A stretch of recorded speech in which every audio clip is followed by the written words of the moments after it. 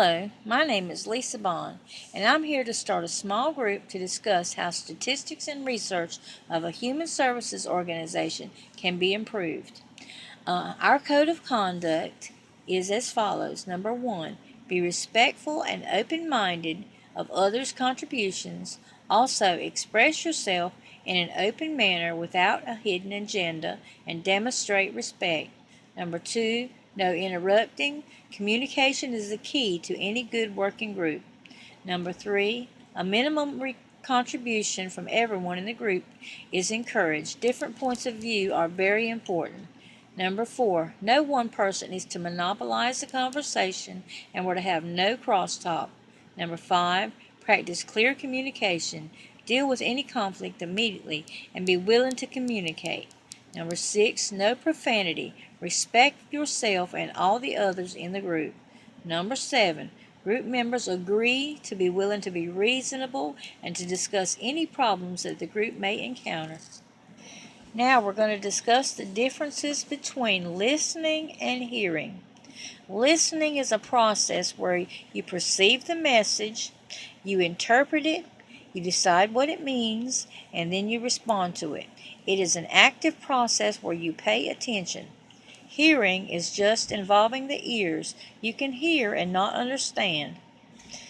Some positive ways to align your nonverbal body language with your verbal language are as follows. Proxemics, which is the study of space and distance in communication. When you stand or sit at appropriate distances. Intimate distance is between 0 and 2 feet. Personal distance is between 2 and 4 feet. Social distance is between 4 and 12 feet.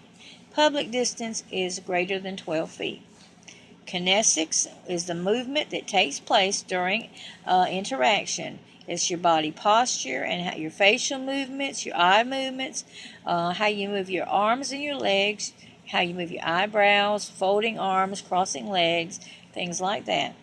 Vocalics is your vocal characteristics, the quality and tone, the loudness, the speed of your voice, whether it's fast or slow, whether there's no vocals at all, whether there's silence, back channel communications, and pitch, whether you say things like yes, chromatics is the use of an evaluation of time and its interaction of timing speech. Haptics is the study of nonverbal behaviors involving touch. Touch can show positive feelings, influence the beginning and ending of conversations. And here in the South, we use a lot of touch when we speak. We shake hands, we hug, we kiss, we hold hands. In other cultures, people don't always touch as often as we do. Okay, now we're going to talk about the etiquette for technologically mediated meetings. Number 1, first you want to do is you introduce yourself and you state the purpose of the meeting. You share your opinion and you listen to others. You do not monopolize the conversation. You do not answer or talk on the phone while the meeting is on. You want to give your undivided attention to that meeting. You wait for others who are talking to finish before responding, and you do not ignore anyone who's in the group. Some tips for meeting leaders are to create a detailed agenda before the meeting begins. Allow all participants to look at the agenda in advance. You want to make a list of all the questions that you're going to ask the participants to keep the meeting going and focused in the direction that you want the meeting to go. You want to follow that agenda exactly. If the conversation gets off track, you want to get it back on track. With nonverbal communication, 55 to 65% of what you say is not verbal. Body language makes the difference, all the difference in the world.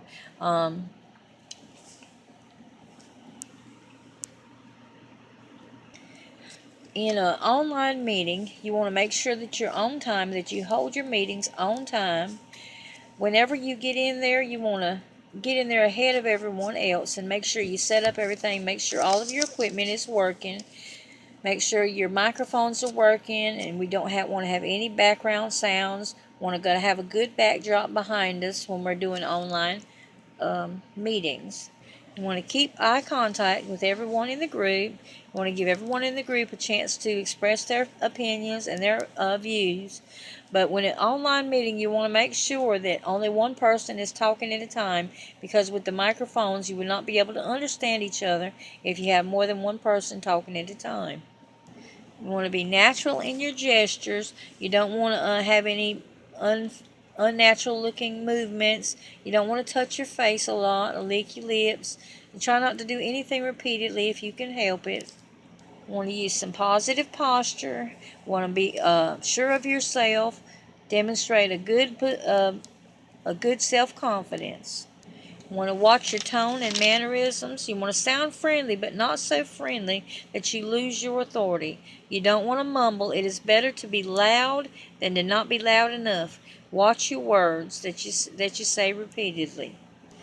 Be mindful of who is speaking. You want to check your volume, like I said. Make sure you use all of your stuff ahead of time.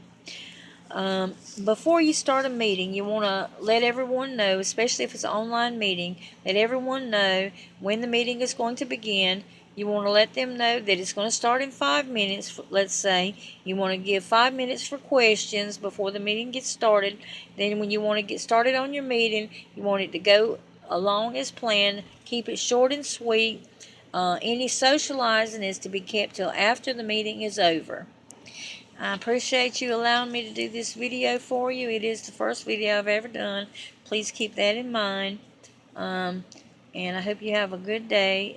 This is for Dr. Meyer, and we'll talk to you later. Goodbye.